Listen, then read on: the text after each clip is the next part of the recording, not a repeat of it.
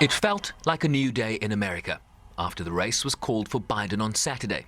A president-elect who received the most votes ever in the history of presidential races, so far over 4 million more than the incumbent, and a message of unity rather than division that has defined the last 4 years. It's time to put away the harsh rhetoric, lower the temperature, see each other again, listen to each other again. And to make progress, we have to stop treating our opponents as our enemies. He's promised to hit the road running, already naming members of a COVID-19 task force, vowing to rejoin the Paris Climate Change Agreement and addressing issues around racial equity.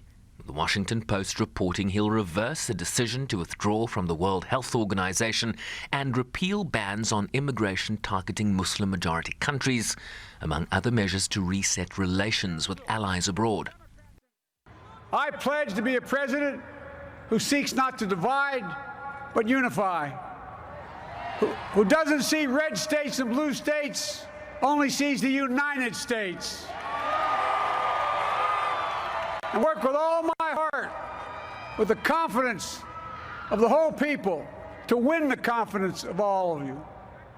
And for that is what America, I believe, is about. It's about people. And that's what our administration will be all about. He dipped his hat to the coalition that won him this high office, particularly black Americans whose support turned his losing campaign into a victorious juggernaut, while ceding the stage to his historic vice president-elect, who herself is seen as a future president. Congressman John Lewis, before his passing, wrote, "Democracy is not a state, it is an act." And what he meant was that America's democracy is not guaranteed. It is only as strong as our willingness to fight for it. And fight they'll have to do, with a number of Trump campaign-initiated court cases in various states seeking to undermine the projected result. He, for example, attacked mail-in ballots. He attacked the whole system consistently. So I think the first is just him not recognizing it. The second is that I think there's a mistaken belief by him and his supporters that they have a valid legal claim, that they somehow can take questions to the courts, the Supreme Court specifically, and get some of the ballots thrown out. So I think that there's certainly not a legal claim. I think the claims are very, very weak if we go through the court's decisions on many of them. So, for example, many have been thrown out. And as world leaders quickly lined up to congratulate the Biden-Harris ticket, a fuming President Trump refused to accept his loss. President Trump spent the weekend on the golf course and continued to erroneously complain on Twitter that he'd won the election by a lot, while repeating conspiracy theories around fraud and rigging as his campaign pursues those through the courts. But something happened Saturday that is indisputable. Power has begun to shift. One can tell just by how the president-elect's entourage has grown. And while President Trump so far is refusing to pass on the baton, it's quickly dawning on Americans that it was never his to give.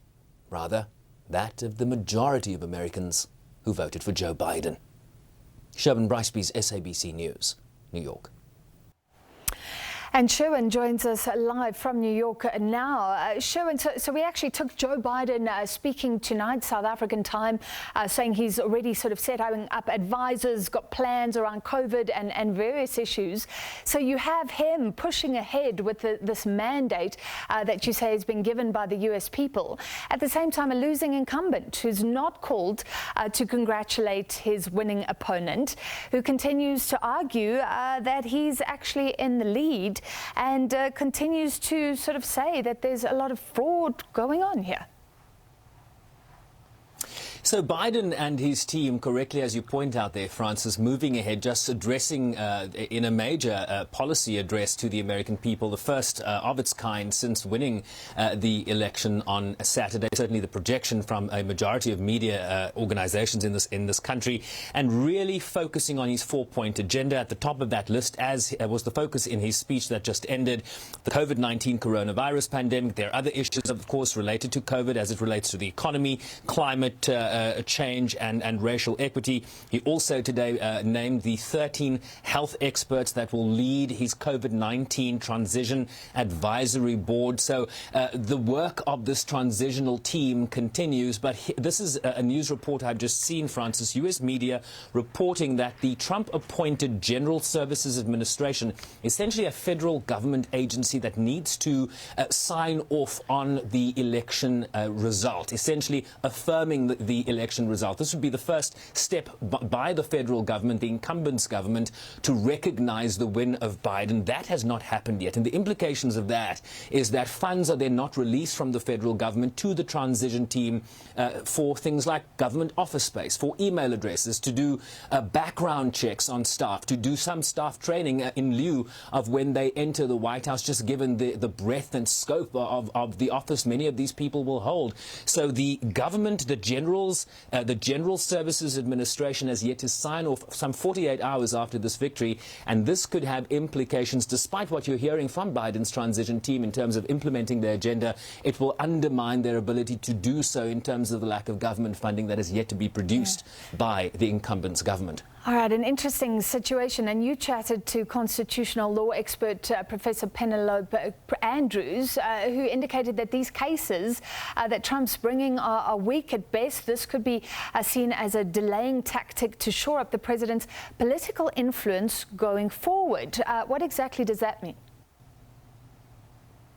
Yeah, Penelope Andrews really talking about the weak nature of the Trump campaign strategy here in terms of the 12 and counting legal cases they've brought in various states, in various courts around the country, including Georgia, including Pennsylvania, Michigan and Nevada. A lot of those court cases, Francis, already been thrown out by the judges, so they're not making headway in terms of the argument. And I asked Penelope Andrews whether, if, you know, for the argument's sake, this were to reach the Supreme Court, whether the result, the projected result that we have today, could be changed. And she said, you know, talking with her constitutional law experts in the New York Law School, she had a colleague who is apparently very abreast of all these issues, and they just don't see it. But the other legal argument, which we haven't spoken much about, is what happens once Donald Trump loses the cloak of the US presidency. Remember, a Justice Department rule prohibits the president facing any criminal cases while in office. That falls away when Donald Trump becomes a normal citizen like most Americans in this country. And I asked Penelope Andrews what the implications of that would be. This is what she said. He loses his executive privilege the minute he's no longer the president. So I think that in that situation, that explains one of the reasons why he's so desperate to stay. One of the reasons.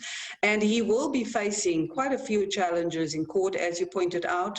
The Manhattan DA attorney has a case against him. There's suggestions that he may have been involved in some fraudulent activities. There's the rape case. So I think that when he leaves office, there will be lots of claims, his tax, the question about his tax returns and so on, and whether he's paid taxes. All of those, I think, will visit the ex-president. So yes, so there will be lots of legal challenges leaving. Now, of course, I don't know what happens politically. Yeah, and that's really the point, right? So why is he pursuing these delaying tactics if there is no legal premise in terms of changing the result? And what the experts are now saying is he's shoring up his support within the Republican Party. Over 70 million people voted for this president. He's still going to be influential in terms of what happens, say, in 2024. Will he run again? Will there be candidates that will be running against him for that Republican nomination? And the influence that his family is seeking to exert on people to defend his loss, or certainly what they claim to be a win, Francis. They want Republicans to come out and support them. So you're seeing people like Lindsey Graham and Ted Cruz, who might very well be a nominee for president in 2024, talking about how the president still has a path to victory in this election, which the consensus, certainly from legal experts, is not true. Sherwin, a quick one before we let you go. People here, even in South Africa, are hearing these claims of dead people being allowed to vote, things like that. Just help them. How do we assess that? The court in Nevada said nonsense and threw it out. Short answer. All right, thank you very much, SABC News correspondent Sherwin Bryce Pease. Great analysis as always. He's been running us through the election.